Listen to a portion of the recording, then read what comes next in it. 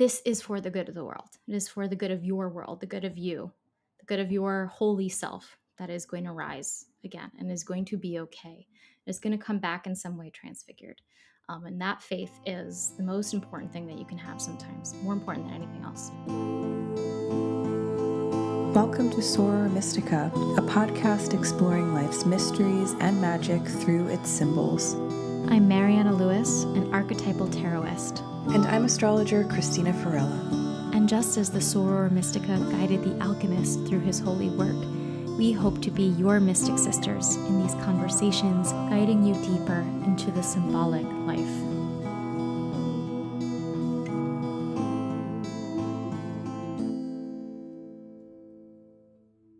Hello, everyone. Welcome to our, I don't know what number episode of Soror Mystica, but today we're talking about the symbol of the resurrection.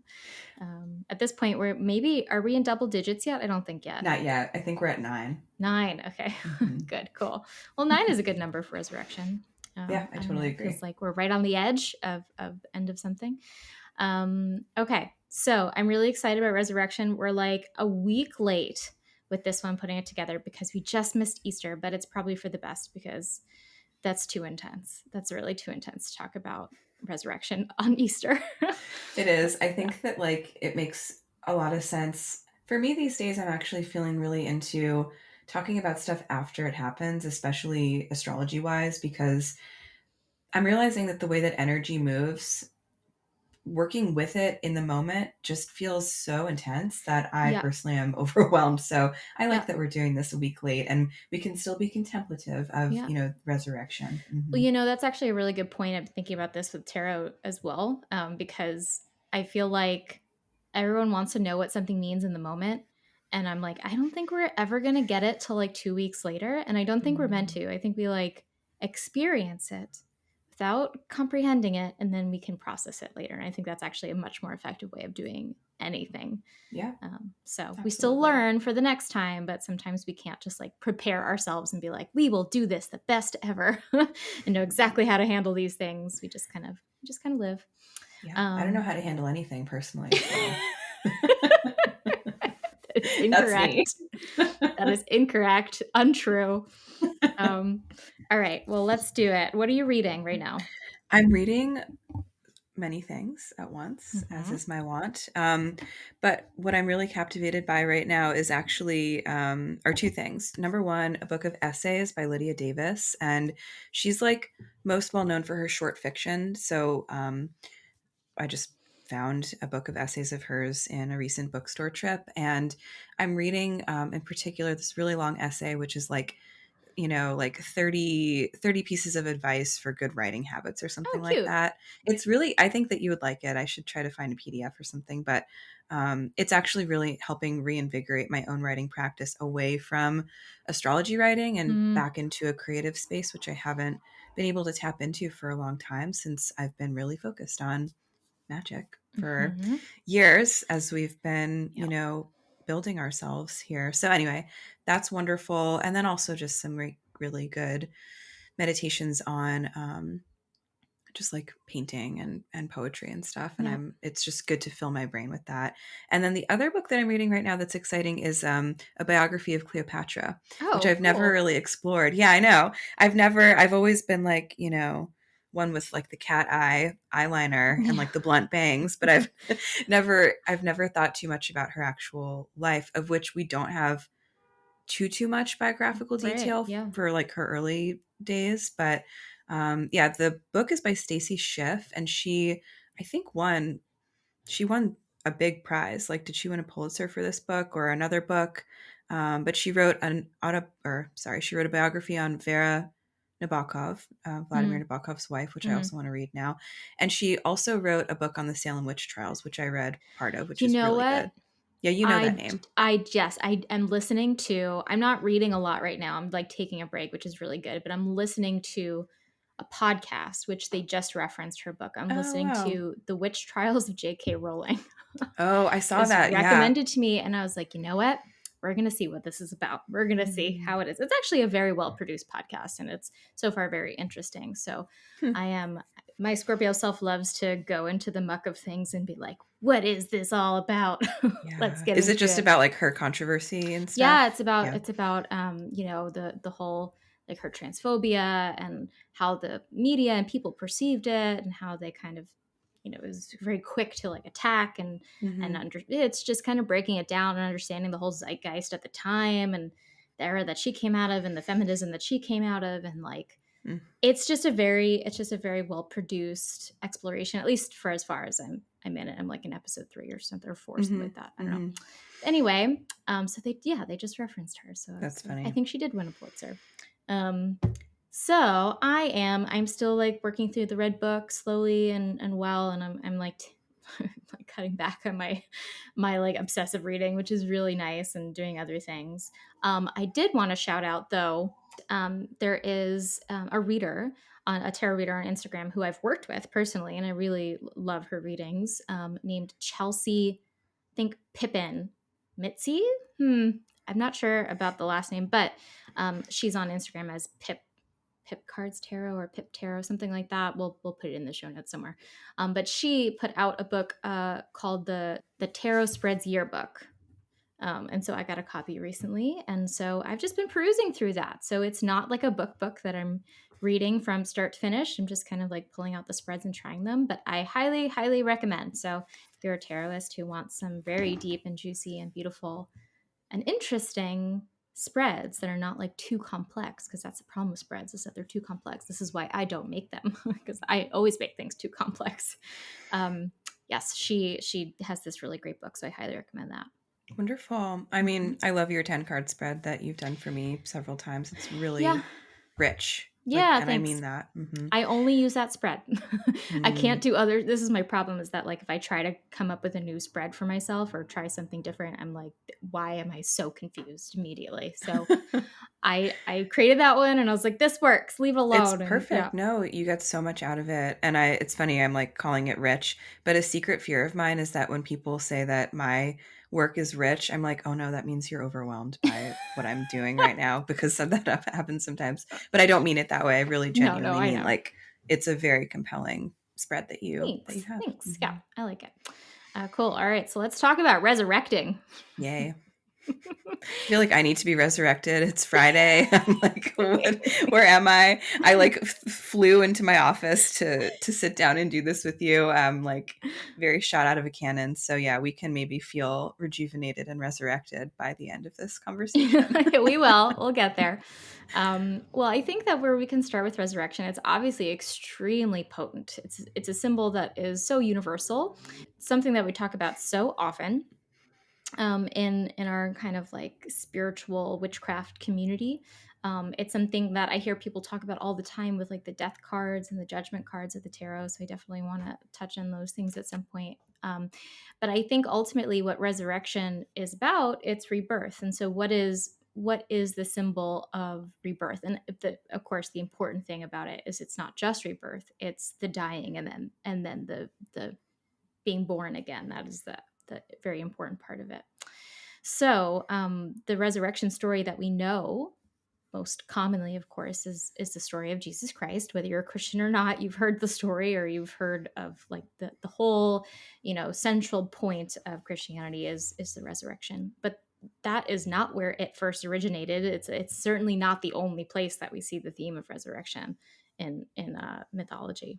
Yeah, totally. I think it's just, in my perception of it is that in Christianity, it's just one of those things that like Christian like scholars or whatever, just the clergy took from pagan traditions that would be familiar to people that they then like copy pasted into the story Mm-hmm. of Christianity, because every religion does have this kind of story of death and rebirth. And I think that that's because to be a human is to witness death and then to hope perhaps for some kind of second chance or resurrection. And Yeah. I think that the way that resurrection seems most potent and most applicable is that resurrection to me always feels like a story of the seasons and Yeah. just like the earth and seasonality, which is Spring. of course it's springtime now. So here we are Mm-hmm. being, and there's beautiful flowers everywhere. And There's a family of starlings that returns to a You tree and outside my birds. front.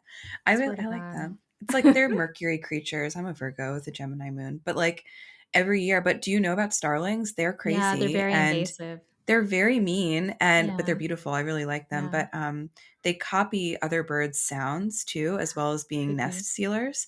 And so they will like make the sounds of car alarms, or they make the sounds of a child screaming, and they're in this tree, and it's really cute. It's like a little hole in the tree, and I just see them like diving into it. But that's how I know it's But what do they really do that springing. for? Do they attack them afterwards? I'm They're yes, scared. they're like it's like I think it's like a it's like a disguise. They're like, I'm not a starling, I'm a scary hawk. Like they will make hawk sounds Oh my too. And God. I'm like, oh wow, there's a red-tailed hawk somewhere. And it's like, no, that's a starling on my roof being a clown. So You yeah, know they're what? very imitative. We had the window open because it's spring now, so we like left our window open, and I was in my office, and then I heard the cat scream, and I was like, oh my God. And it was a bad scream, and I was like, something terrible just happened. And I look, and they're both sitting next to me. And I'm Uh-oh. like, oh no, what was that? Maybe it was a starling. Maybe It might have it been. might have been mimicking Pandora like meowing in the window earlier. That is so funny. Yeah, they really Creepy. just they're hilarious to me. So they're very loud. Anyway, how did I start talking about birds? The Springtime. seasons, springtime. Anyway, sorry everyone. Now you learned a fun fact about starlings. I love fun facts. I love You telling do, people yeah. things. Yeah. Anyway, focusing. So, you know, the ways in which nature and the earth and seasonality are so important. Obviously, you know, figuring out how to create like agriculture so Mm-hmm. that humans didn't have to like roam and be nomadic hunter people anymore. Figuring out how to like plant and rely on farming and stuff like that is extremely tied to the seasons and to the moon, to the planets, all that stuff. So, it gets us back into some ancient territory, Yeah. you know, and I think that that is just something to keep in mind, that we do have this very big deal story of like Christ, and you and I were both raised Roman Catholics, so I think that Mhm. it like looms large for us. I think last week you said something like, I would normally be, you know, thinking a lot about like Yeah, the Good resurrection Friday. this Mhm. week on Good Friday. I would always be expected to do the readings in mass. Me and my friend Mary Kate would be like On the Easter? yeah. Mhm. um, and so that was what Easter was for me. I would have to like get really dressed up and like, you know, read Yeah. in front of everybody. Yeah. But anyway, I think that for our purposes, maybe like reaching a little bit farther back into time to think about stories of resurrection and what they look like. And then maybe we can work our way up to the Christ story, which is maybe like the most, I don't want to say contemporary, but the most familiar. But once you start You might not be realizing wrong about how, it, how it's most contemporary, yeah, I mean, right? that's kind of Yeah. our last, like, big one that we have. Yeah. Let's talk about some of these stories, from the very ancient Hmm. past, and something that you just referenced or mentioned that I think is important to note is that, you know, this idea of the death and the resurrection of the god is one of the most ancient themes that we have in mythology. And a lot of contemporary, like Christian critics, will say that this is something that Christianity stole from these pagan religions or these older religions. And I think that we want to be careful, you know, with the idea of, for people who are Christian out there, there's sometimes a lot of difficulty wrapping our minds around the difference between the mythology of Christ and the literalism of Christ, right? Did Christ actually die and resurrect? That's not for us to discuss or know, or even we can't even get into it because who really knows anything? But what we can discuss is the mythology of Christ and where these mythologies came from and their lineage that came before. So I always like to state that because there's a lot of people who still are really, you know, I remember not even too long ago, I was still one of those people like, how much of this do I still believe and I don't believe anymore? So I always like to, you know, respect that Hmm. too. That we're talking about it mythologically rather than literally. And so with these stories, there's a lot of scholarship around how identical we kind of see the Christ story being to the story of like Osiris. Tammuz was a really big one, ancient, I think Babylonian. Was he Hmm. Babylonian? Do you know? There's many. many examples of this, and I know that you know some of these mythologies, and you Mm-hmm. have a lot Yeah, of I mean, research the over. whole story of like the Elizinian Mysteries, the Persephone narrative, which is also a huge one Mm-hmm. in our consciousness these days, which is really interesting. Adonis is also a resurrected figure in myth, and Yep. so is Dionysus. So it is just something that it's like it was a possibility in mythology to be gored by a bull and then have favor curried with Zeus and be resurrected for Aphrodite's sake, stuff like that. So it Yep. is really funny how, I called it a copy paste before, but it is this echo of who Yeah. is, who is the resurrected figure. And I think that what's interesting about like the mythological comparison to the Christ story is that Christ's like miracle, one of his biggest Mm-hmm. miracle was that he was resurrected after he was crucified. Yep. I feel like resurrection in the pagan myths or the Greco-Roman or Egyptian or whatever, it's almost like commonplace. It's not that Yeah. special. It was an option.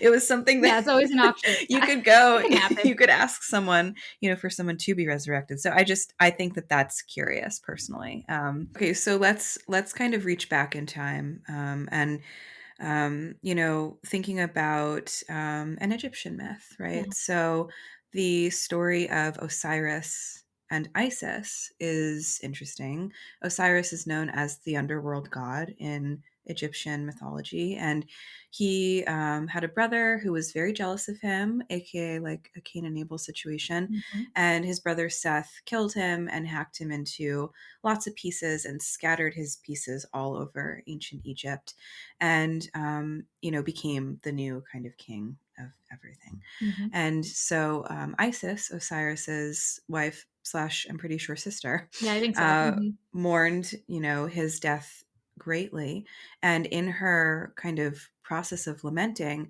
traveled all over the world and gathered the pieces of his body together in this like linen cloth and wound up reassembling him, Mm-hmm. resurrecting him, having sex with him, Yeah. and then he actually then fully dies and descends down into the underworld where he reigns as king of the underworld. And the product of that union was the god Horus, who is the Mm-hmm. sky god. And so that is an interesting sort of like above below kind of rhythm or set of images in that story.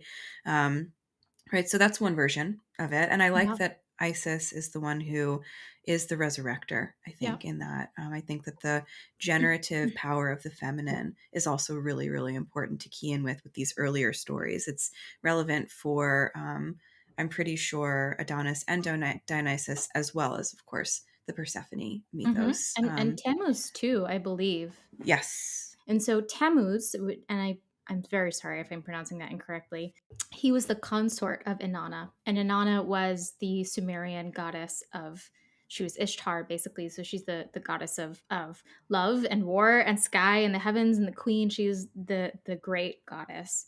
And so the story goes that she actually made a descent into the underworld because her, like, it's a very long complicated story, but basically her sister calls her down to come to the underworld. Her sister is the goddess of the underworld. She goes down there, and when she gets down there, she's trapped. And she's bound there, and she's like stripped of all her clothes. Symbolically, she's stripped of all of her power and the layers that shield her from her true self being seen. And so she's there and she's trapped, and she basically like asks for help, and she asks, somehow she gets this word out that she's trapped, and she's like, come help me, come save me. And there's like a lot of contention in the heavens with the gods of like, should we go save her, how do we do this? Ultimately she does get saved, but her husband, who of course was supposed to be the one who would rush in and save her, actually took her seat while she was trapped in the underworld. And so he wronged her, and he went against her. So she sacrifices him, and basically the sister says, you can only leave if someone takes your place. And so she says, take my husband. But this actually becomes a very vital story in the Sumerian you know mythology, because she sacrifices him, and then he's reborn like every year. And so there's I think I read this in When God Was a Woman by Merlin Stone. But there was a lot of rites and rituals around this, um, repeating every year around springtime. Mm-hmm. I think it was around springtime, the killing off of the king, and then that kind of refertilizing the earth and allowing this to make way for the new life to be born. So this was like a very literal thing that would happen. I don't know if they sacrificed real people, but they would have this rite, or that they would perform, of They saying would. the They king would is, sacrifice real yeah, right, people a okay, there long you go. time ago. Mm-hmm. Yes. So there he is, he's gone, and now here we can kind of like have the spring come, or we can have the rebirth come. And so it was a very important ritual. Like, it was very known throughout the world, that this story of death and resurrection of the king was very important. Yeah, that actually opens up a really great point. I mean, you know, I'll just kind of blow through two other examples, and then I want to come back to what you just offered there. Just two other stories of like resurrection in, pagan mythos. We have the story of Adonis, Mhm. who was Aphrodite's lover. Also, I think Persephone's lover. Mm, Persephone became very jealous and sent a wild boar to gore him to death, and so he was gored to death by the bull. We talked about this story in our roses episode because his yeah, blood fell to the earth and became roses, which I think are also a very resurrecty kind of yeah, symbol, right? For yeah, anyway, you know, and then Aphrodite was so upset that she petitioned Zeus and was like, "Please, bring him back to me," and he did. And so Adonis is a resurrected god, and Dionysus also, like the infant Dionysus, was, at the behest of Hera, kind of again hacked to bits and scattered and had to be resurrected as well. And so we have this kind of like theme of the death and the violent death. Honestly, like it's not enough to just gore someone with a boar horn or tusk or whatever. It's mm-hmm, like the mm-hmm. hacking to bits is consistent, unfortunately. So why is this such a potent story in the Yeah, collective unconscious is really the yeah, question, I think. yeah, yeah. I don't know. Yeah, I have some thoughts I'm sure about you that. do. Hmm. So I think that when we're talking about resurrection, we're talking about rebirth. Ultimately, what we're talking about is allowing something to die, to be dismembered is a very common image for that, and then to be brought back and remade, put back into a whole. Um, I think that I'm gonna use the example of Lord of the Rings. The best part of it, my like personal opinion, is the resurrection of Gandalf. So basically, Gandalf is already a very like enlightened being. He is a wizard of tremendous wisdom, and then he fights a Balrog. He fights this big demonic beast. He kind of loses, sort of. He doesn't win outright.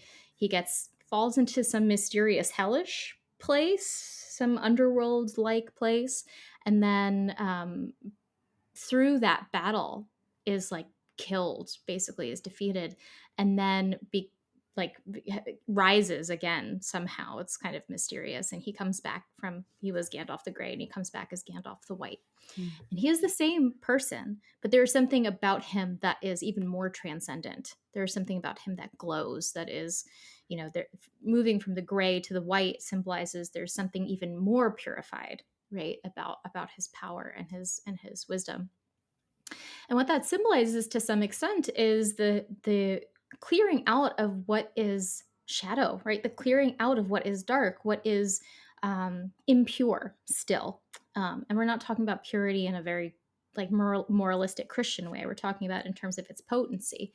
And so, with the idea of resurrection, there is this idea of the passing away of something that maybe in some way was already okay, already worked, was there, and then allowing in the death process, it becomes its higher expression, becomes its greater expression.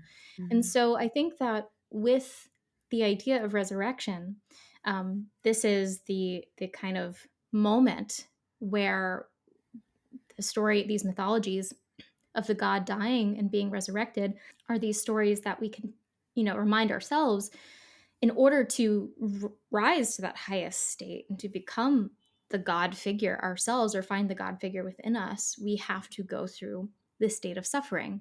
We have to go through this state of transformation. We have to be dismembered. We have to be destroyed. This is the larger work that the tarot teaches us, I think, in general.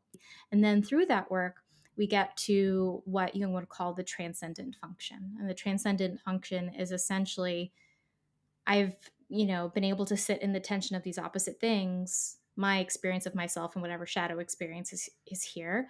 And then I can process that and then transcend it and find the synthesis and find the third way. And this is what I see in the judgment card as well. This is the main way I read that judgment card in the tarot, because judgment really it shows us resurrection. That's literally what it shows us, and it doesn't look like this big transcendent thing. It actually looks kind of dark and It like, looks cold to me. yeah, it looks cold, right? And I think, I mean, obviously there's this piece of it being that it's attached to the myth of Judgment Day, and so it's all kind of like intense and kind of overwhelming. But I think that the the idea of transcendence, and the idea of this rebirth means that there is also the point of suffering and claiming the work of being transcended and going through that process. So when I see that card come up, I often feel, okay, yeah, we're right on the precipice of this resurrection. We're right there. We're almost at the world where it all comes together, and you are you've gone through the apotheosis. You've gone through that experience of rising to that higher self, at least in this moment, or feeling like that's where you're headed. But before that, you have to look at the evil, in quotations, right? The shadow, the darkness, the stuff that you've done, the stuff that you've gone through, the stuff that you've been. You have to own that. You have to really allow that to be integrated. And I think that's where most of us fail, and we don't actually go through with the resurrection, because we learn all of it. We know, okay, well, for example, I have a really tough relationship with my partner. Maybe I'm cruel to them sometimes, or maybe we get into fights, and I understand why we're getting into fights, and I can see all of this. But then there's the moment of the resurrection where we have to say, and I accept it. And I accept that, I'm suffering because I'm owning it, and I'm suffering because there is shadow in me that I haven't really looked at clearly and taken responsibility for. And if we can, then we're whole. Then we allow it in, and then we find this new higher self. Anyway, that's my parts of my take on it. So Mm-hmm. obviously a huge archetype, but I think that's the idea of suffering is important, and the Mm-hmm. idea of shadow is important in the Mm-hmm. resurrection. Mm-hmm. Absolutely. It has to be this kind of dark, there's like a dark intermediary. And I think that that's like why a lot of the figures are held in the underworld, like Inanna, or have to go down into the underworld, like Persephone, or even like Demeter. And even so, I'm not the C.S. Lewis expert here, but I Mm-hmm. did read all the Narnia books very Mm-hmm. happily. Mm-hmm. And isn't at the end of The Lion, the Witch, and the Wardrobe, isn't there like an apocalypse, and then Aslan like sings in the darkness and recreates the world? Am I remembering that correctly? Uh, I haven't read it since I was a child, but Yeah. I believe you. I mean, I know that he's like bound to the stone and like killed and left on the Yeah. stone, and then the stone cracks, and then they don't know where he is, and then he's like resurrected. Is it in it might be at the end of The Magician's Nephew then, if it's not Lion, the Witch, Yeah, and the probably because Wardrobe. I didn't read all of them. I only read like two of them, Yeah, I think. Yeah. I think it might be that one where he like creates the world. And we're gonna reference that, and if any listeners feel like Tell correcting me, us please about do. tell us about the Lion, the Witch, and the Wardrobe, please, because Yeah, no, but I'm pretty sure I The Magician's Nephew is always my favorite one. I think that that's probably where that happens. Anyway, just thinking about like the dark moment. yeah. And in the Persephone Demeter series Proserpina Pluto myth, we have that similar kind of darkness where Persephone the maiden is out picking flowers, the Mhm. earth opens up, swallows her. It's Pluto coming to abduct her and make her his wife. It's a transgression that is a source of suffering for her, I'm sure. And then on earth, her mother, Ceres Demeter, cannot find her daughter, and so in her grief and wandering strikes the world into its first winter, or Yeah. into this dark phase where there's no food, there's nothing to harvest, it's cold and nothing will grow. Mhm. And that is representative of like that shadow I think, mourning Yeah. phase of like the process of what you say, looking at the darkness and understanding, integrating, accepting it. Yeah. And then interestingly, right, the person who is able to let her know where Persephone is Hecate, who is Mhm. the dark goddess of the crossroads and nighttime. Yeah. And the keeper of the keys to the soul. And Yeah. so, like, going and having a conversation with her led her to then petition Helios and figure out where her daughter was. And, Mhm. the return of Persephone is something that is really, I think, like, just looms so large in our imagination. So many, especially women that I work with, resonate with that story. I recently did like a little questions box on my Instagram, and I am working on a project around like asteroids and mythology. Mhm. And I just wanted to know, what are the most resonant myths for people, and just so many people submitted the Persephone was their figure, that story was the most compelling. Yeah. And I agree, it's totally compelling, the Yeah. story of like separation of the daughter from the mother, and the kind of process of, being wounded and then having to really self actualize through shadow, becoming the queen of hell yourself. Like, it's all very evocative and Dream job. very dream job. Good. That's our soundbite. So yeah, I mean, and yes. And so it is really interesting to me. So is it because the memory, like, this is a crazy idea, but sometimes I feel like because the Elizinian Mysteries were such a big deal in the ancient world Mhm. and such an all encompassing women's right, Yeah. is there some like inherited memory that a lot of people have about the importance of that story and the Yeah. importance of that myth of going down I and think coming back up? 100%. This is Hmm. a real theory I have right now, is that there is, so a lot of my scholarship is around the divine feminine and what that means, and how we understand it. And I really do think that, yes, we have the neo-pagan kind of impulse to be like, let's reclaim the goddesses and hex patriarchy and all that stuff.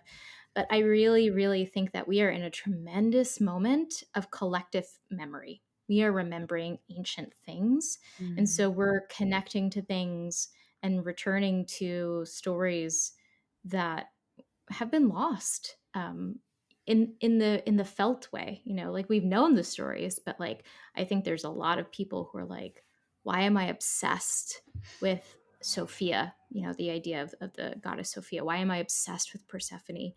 And it's not just because, oh, it's about a girl.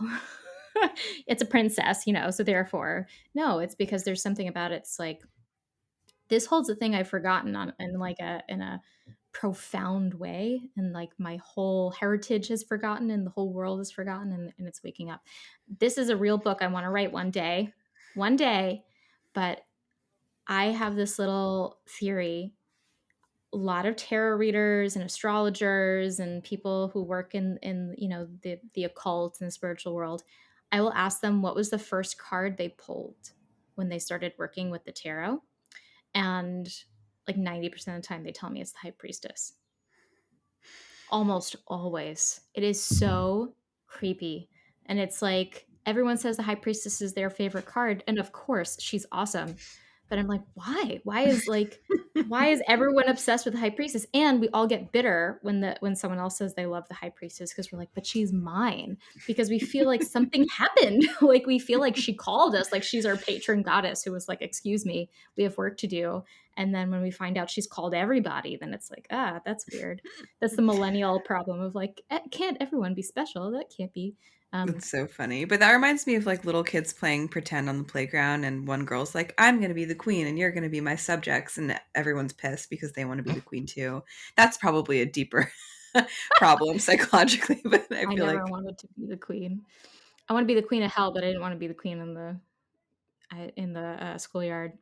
But I do think that this idea of descent and this idea of death and dismemberment and suffering and going through it is something that's really, really important, and something that we really miss a lot, because like, it's like the tendency with the death card in the tarot to look at that and be like, great. When people pull the death card and they have like such a bright reaction to it, I'm always like, That's wrong. Why do you Mhm. feel good about that? You should be frightened. Because we have, like, made everything nice and safe and warm Yes. and fuzzy in Yes. this world, and Yeah. some things, as you say, are actually just scary and hard. Exactly. Yeah. Like, I don't pull the death card for somebody and say, "Oh my god, beware, someone is Mhm. dying that you know." Certainly not, and rarely that's even what the death card ever actually presents to us, very, Yeah, very rarely. totally. But when we get the death card, we know something we're gonna go through something, Yeah, like, and yeah. it's gonna be rough, and we're It's gonna like an have to. alembic card to me, that's Yeah. what I think of it as. Mhm. Exactly. We have to go in and we have to, in the alchemical language, it's the nigredo, it's the blackening, it's the Mm. decaying.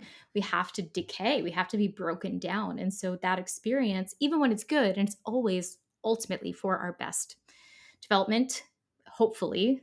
I do believe that, but I'm sure some people would feel like that's not always true.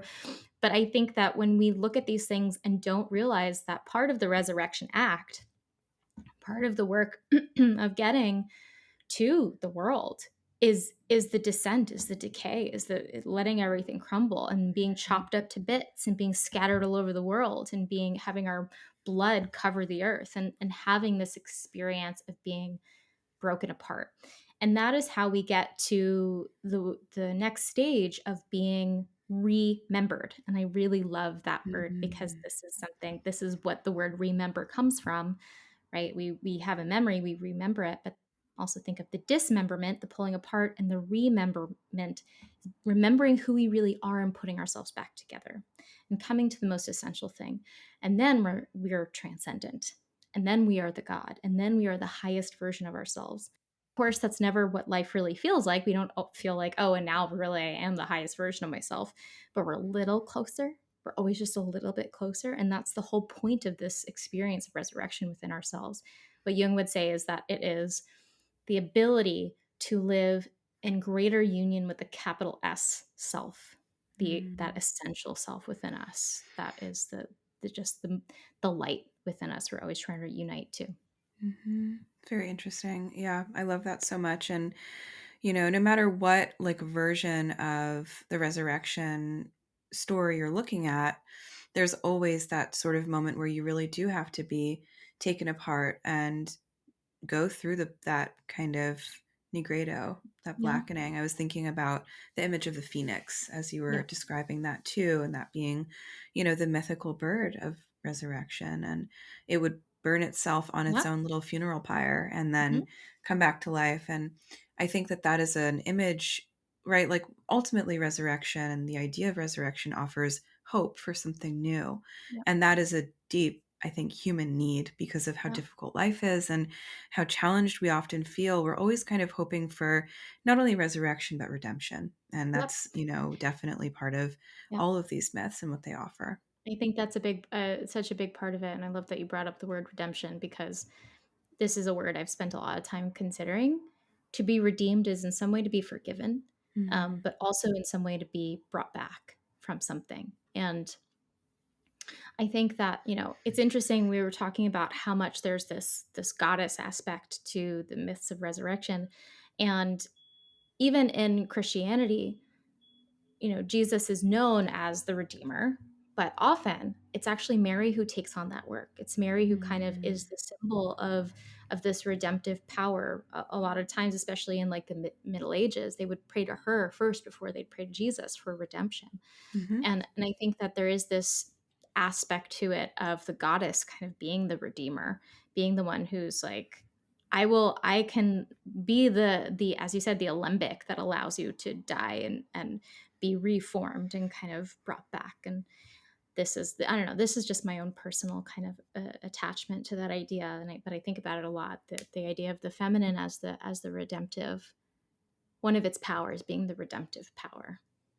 Absolutely. Yeah. And I think that, what's interesting about that is that, like, in the Elizinian Mysteries, there are like there's a lot of controversy around Eleusis because we we don't have that much information Yeah. about it except that it was like a huge deal, and initiates would keep the secret of these mysteries. One day we'll go there That would together. be amazing. Oh Wouldn't that my be cool? god. I know, Mm. yeah. There is this idea that part of the kind of initiation process into the Elizinian Mysteries was that initiates would have to, like, touch this like stone replica of a womb, and that would be Oh, something that would be like, you know, you're now part of this, you know, this whatever, this club. And that was part of the rites that they would have to observe and contemplate and then touch this replica of a uterus, which is really crazy to think about. And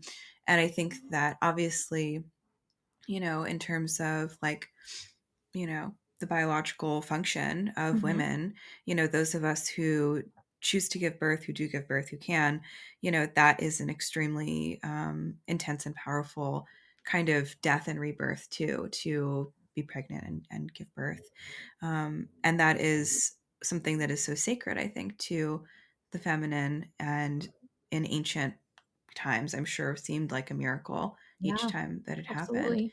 It's so freaking dangerous too. It's still dangerous now in I know. 2023, especially with our like dwindling access to reproductive health care. But that's a whole other discussion. But Yeah, you know, logistically, physically, it's still a huge risky thing that our bodies do. yeah.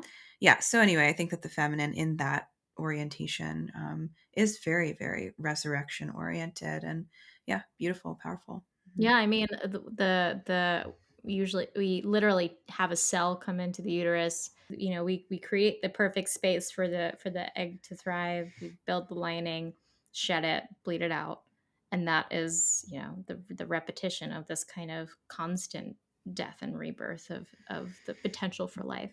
Do you know what's That, so gross, but now that it's spring is relevant? okay, I've please. I learned recently that you can like give your period blood to plants, and it like helps them grow better and Oh fertilizes them. God. Isn't that insane? I'm not telling anyone to do that, but I don't know. You can think about it if you want to. It probably has like a lot of like good mineral things in it. Hmm. Yeah. Yeah. I love that idea. So yeah, that's some earth sign information for you. Wow. So I think that before we like wrap up this conversation, we just need to touch on, as you say, my boyfriend Jesus. Hmm. So I am a person who comes from, as Christina said, we were raised Roman Catholic, and I really was very devout. I've told this story before. I've told it on like YouTube, and I really, really believed in Jesus. I still do to an extent. I still have a very close relationship with that story and that figure. And you spoke about you know, how you would do readings on Easter, and one of the jobs I had in my 20s, which was so weird, was that I was the cantor at my the local church. So I every Saturday and Sunday I would go and I would sing all of their like masses and their mass parts. So I was an employee of the Catholic Church for, oh gosh, like 10 years, I think. I did it a really, really long time. And so Easter was my favorite time in the church. And not Easter itself, but Good Friday. And Good Friday was my absolute just favorite because there was no music. The only reason I was there is that they would have this section of the Mass called the Veneration of the Cross, where they would have, because, you know, if you've ever seen a cross in a church, at least, you'll usually see Jesus hanging on the cross. You'll see the crucifixion. But at this point, they have a cross without Christ on it because Christ has died. And so Christ is taken down from the cross. And so you would line up and you would just go and just touch it, and just everyone just break into tears. And I watched this, and that was the only reason I was there, was to sing while this was happening. And I'd usually sing Pie Jesu, or you know, some kind of requiem piece, death piece.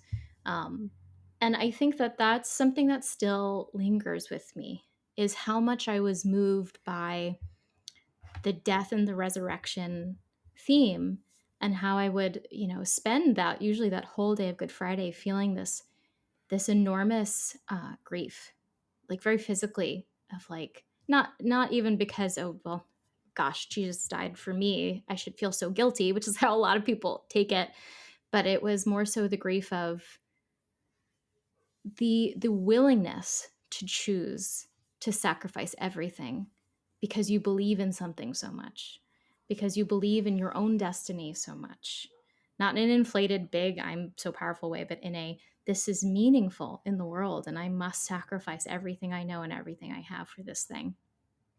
And I think that that's a big part of resurrection that I would like to leave people considering is in our modern day, we don't really go through resurrection, the way that maybe they would have thought about it 2,000 years ago. Our stories sometimes show us this resurrection theme. I talked about Gandalf. We see it also like in Harry Potter. We see it in a lot of different stories. But this idea for us in this modern world that we live in, where we're not literally, performing resurrection, what does that mean for us? And I think that, we can think of the crucifixion as a really good symbol for this experience. We can think of the hangman and the tarot as a really good symbol for this experience. Because in order to resurrect, we first have to let ourselves be crucified or be hung or be dismembered. We have to allow that to happen. One of the great stories I always talk about with the hangman is the story of Odin, which of course is another like Christ-like figure.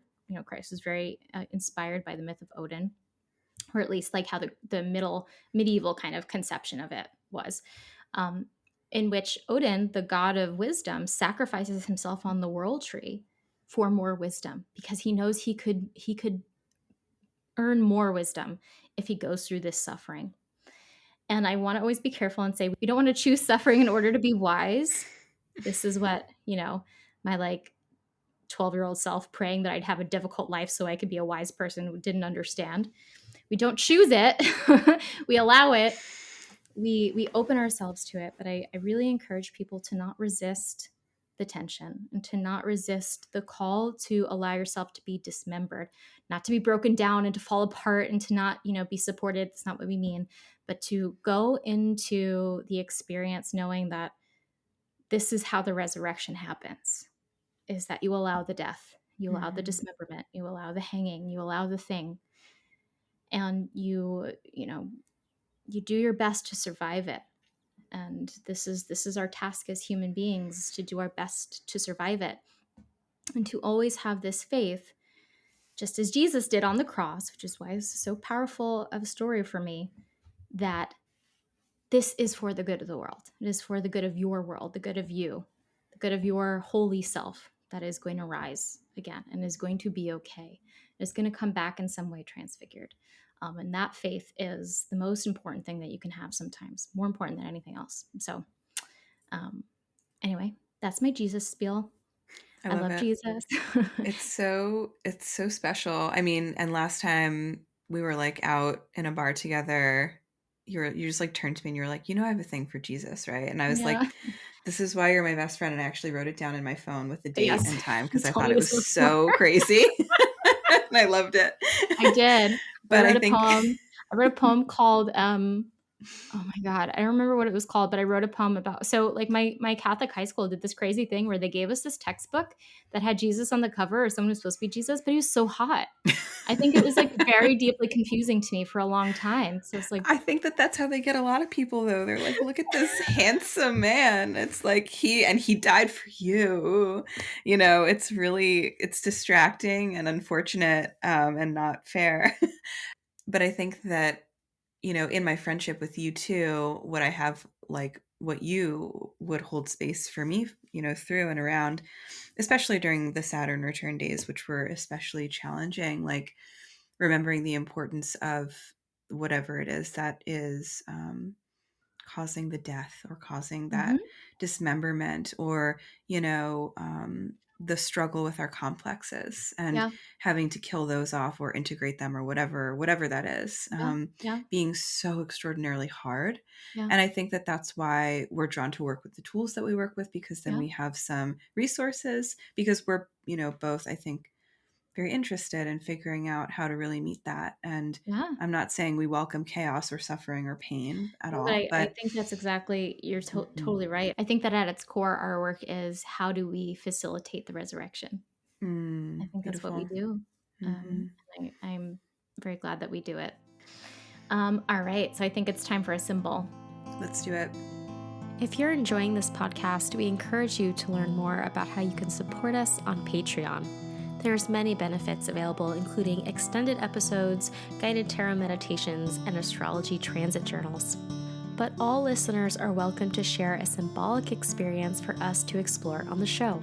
Therefore, we invite listeners to pull those symbols from their lives, whether they come from a dream or synchronicity. Thank you to today's sharer, and please tell us your symbolic experience on our website, sorormysticapodcast.com.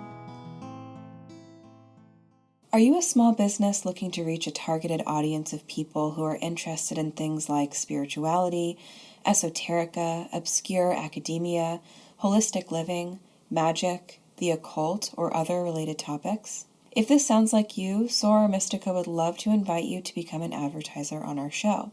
As Soror Mystica has a highly tailored audience of mindful, curious, depth-seeking listeners, we would be delighted to be able to give your business a place to reach new eyes, new ears, and new hearts.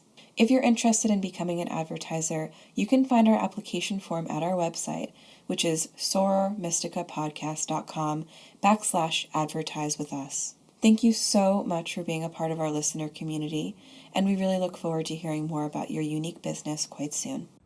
Hannah Carey of Rewild the Empress is a life coach for the spiritually curious female. Hannah is ICF accredited and passionate about providing a space for self-acceptance and recommitting to live in an authentic and aligned way by recognizing where systems, structures, and history may have led us astray.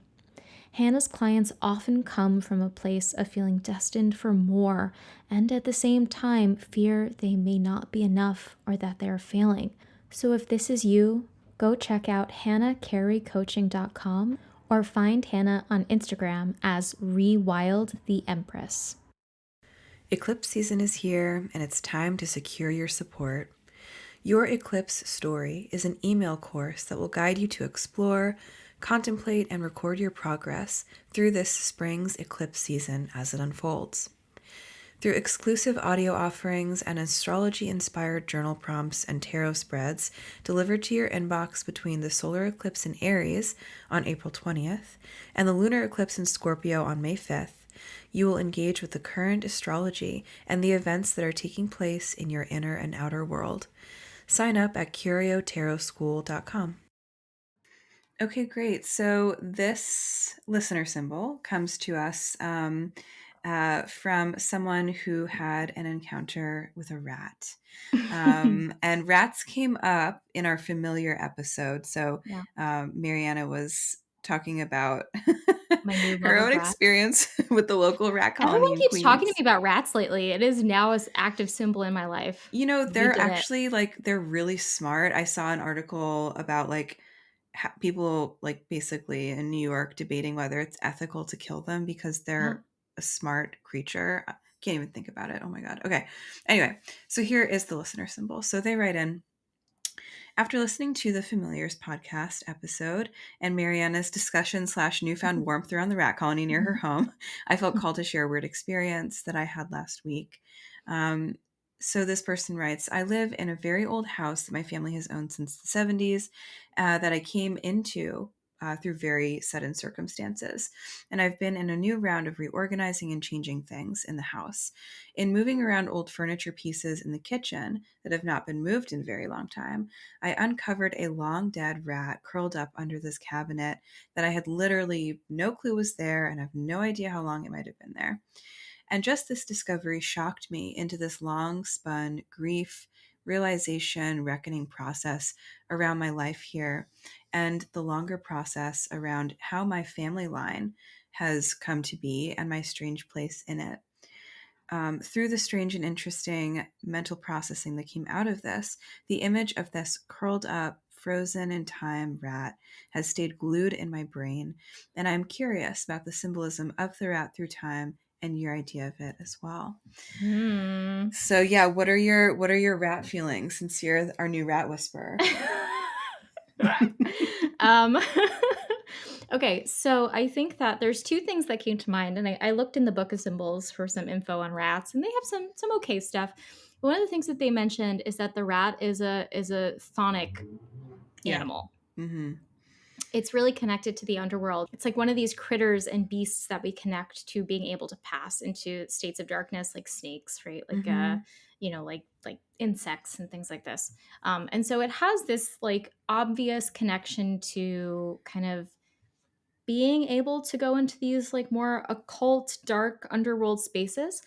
And the other thing that came to mind about rats is that they are diseased. They Mm-hmm. carry disease. And not only do they carry disease, they carry it everywhere and they Mm-hmm. hold it. And Mm-hmm. they don't die from the disease, it seems.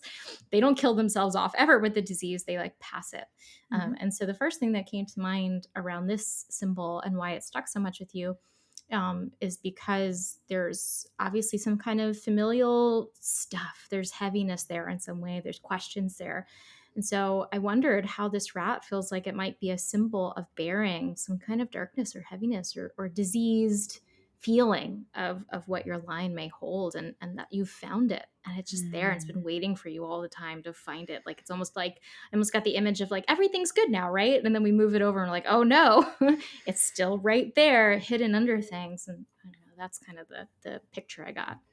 Absolutely. Yeah, it's funny. So, in my mind as well, I don't know, I had a lot of hamsters when I was a kid. I've always liked rodents. So I don't have like a fear of rats, and my neighbors had rats as pets and they were really cute. But I know that they also do carry disease and they're obviously like, associated with plague. And Yep. so they have this kind of like disruptive, fear inducing, whatever vibe. And they are indicative of like death and decay and the Yeah. underworld, therefore. I also think that in the symbols book that I have, um, they are also considered to be vanquishers of obstacles. Mm. And so I think that that kind of tracks very beautifully with our idea of like resurrection, redemption, etc. But Yeah. for what you just offered, Mariana, around like the family story and discovering like this locus of this kind of petrified, you know, um, dead creature that maybe symbolizes something a little bit hidden or scary about Yeah. family story. I think that that is extremely potent. So now, right, I would invite our writer, our listener, to maybe like, I don't know, what do? You hold the rat in mind? Like I'm serious. Like, No, do I just got a you, very strong, terrible image of her picking up the rat in her hand, and I got like very icked out. yeah, that's sad. Poor No, thing.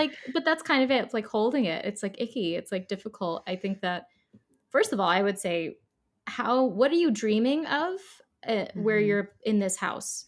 Because Yeah. this house is a very big symbol, and now it has this other symbol that came up there. So I'd be very curious to see like when you dream and you're in this house. Well, if you are, what's that like? I think also like considering what is your role, right? That was something else that came up in the comments that they submitted, Yeah, like contemplating your role in the family line. This person is likely the discoverer of the fucked up gnarly I thing would say in the so. Yeah, family story, and so that role unto itself is worth years of therapeutic exploration, like being that person who sees into the ether of the family dynamic and can say, yeah, here is the corroded, gross part of this, yeah, and I need to get rid of it. yeah, It's a huge role to yeah, play. And so I think just kind of maybe taking that to not, just making it more affirmative and saying this is yeah, part of the story and feel affirmed in experiences that you've already probably had around being a truth teller in the family or an yeah, identifier of the issue or someone who's here to heal something in that family story. yeah. And I would imagine that going through that house and moving furniture around is Probably really so hard. energetically, yes, Yeah, overwhelming, right? yeah. So yeah, I yes. think I agree with everything you just said, and I think that there's something about the rat too being like mummified Mm-hmm. that feels heavily symbolic, and that it's kind of like there's no life energy in the thing anymore, but there's still this like wrapping. It's like almost like a ghost, like it's haunting the situation almost. It makes sense, obviously, in a very like literal level why that image won't leave you, because it's startling, it's shocking, it's disturbing. But I also think it might be a good moment to sit with what feelings come up under the initial like, ew, yuck. Sit with that, let that pass, let that be, and then question, what is this? What does it actually feel like to sit with this? As you were saying, to hold it, not like literally, because that's where my brain went, but like to hold it mentally and to hold it in the heart center and to say, well, what is the feeling coming up around this disgusting thing? Where is the disgust? And I think I wouldn't be surprised if your act in and of itself of cleaning out the house is in some way psychologically also your act of trying to clear space in the psyche of the stuff you've been carrying.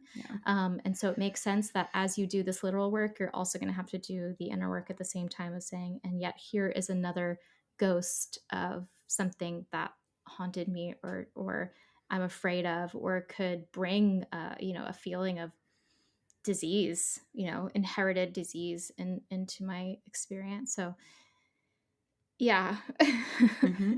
I also think that rats are they're not all in all bad, and although we do associate them with they do have a more negative connotation.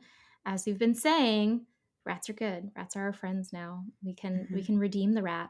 There we are. We can resurrect the rat. Yeah, I would love to do that. And again, I just like my weird like animals thing. I'm just like they're smart, and if you have them as pets, they're like very cute and they're fun. So that would be a no for me. If they're not carrying diseases, they are okay. We also use them to like test horrible chemicals and do experiments on. So I feel bad for them for that reason too. They suffer. They suffer a lot. I think that that's the biggest thing for me when I think about rats is I feel I don't want one in my home, obviously, and I don't ever want one as a pet. No.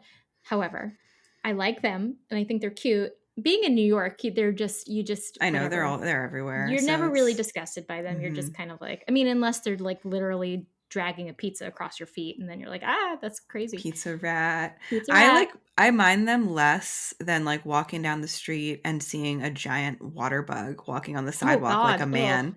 Yes. But that happens all the time. Like where like I hate you. Do you want to hear a crazy dream I had one time? Yes. I one time when I was like 12 years old had a dream that I made out with a cockroach. What is wrong with your brain? Something. Nothing. How did you feel about this? I was actually very turned on by it. It was very problematic. Well, it was like the size of a man. It was like this huge like cockroach man, and it was not good. I have so many questions for you for follow-up conversation. Have you read Kafka's Metamorphosis? No, I'm scared. Oh, don't. That is so funny. Not for me. Well, I've had so many traumatic experiences with cockroaches and water bugs that it's all because like my house was not clean growing up, and so we had like an infestation of them. And then one time one was in my bed and it ran up my shorts. Yeah. I've had problems. Anyway, yes, I would rather a rat than a cockroach or a water bug. Yep. But I think that rats can, I think that we have a lot of like weird empathy and sympathy for them. There's this kind of feeling of like, they are ostracized too. Like we kick them out. We don't let them in. We're like, ew, you're gross. And so whenever I see them, I kind of go, they're just trying to live and they're just trying to feed their little families and they're just trying to move in their own way. And so that might be something to bring in, as maybe the rat holds some kind of disgusting or vileness in it. Can there be something about it that is just trying to live, that is just trying to, that has goodness in it or has some kind of other quality that might be a way of balancing it? It's also like, letting shadow have as much life as light. If the rat is like this darker underworld creature, it is vital to have these things in balance. And that's what like the ecosystem is about. And like what we're supposed to not, I don't know, throw out of balance as humans, but we seem to be obsessed with destroying. So I think that, it is that kind of really potent symbol of like, something dead, mummified, corroded, whatever. our family experiences can be very much a story of keeping something gross hidden under a piece of furniture for a very long time, but being the discoverer of that and being the one who literally shines a light onto that too is really, really important. So I hope that this has been a comforting, affirmation for our writer. Mm-hmm. Beautifully said. All right. Well, thanks everybody for hanging out and talking with us about resurrection and rats. And we'll catch you next time.